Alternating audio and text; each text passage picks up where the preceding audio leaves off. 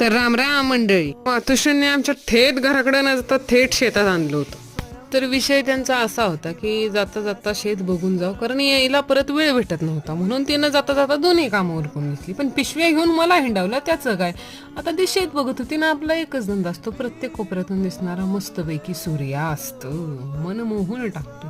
तेवढंच सुख आयुष्यात डोळ्यांना. तर असा विषय झाला, प्रत्येक कोपऱ्यातून प्रत्येक सीन घेऊन आईचं काम उरकलं आणि मग चाललो होतं आता आम्ही घराकडे पिशव्या घेऊन. आता मागच्या ब्लॉग मध्ये बघितलेला अर्धा हळकुंड म्हणजे अख्खा हळकुंड आता शिजवाई टाकलेली होती हळद, आणि त्याच्याकडे जागोजाग लावले होते वाळवण्यासाठी. नंतर ती लवकरच मार्केटला जाणार होती.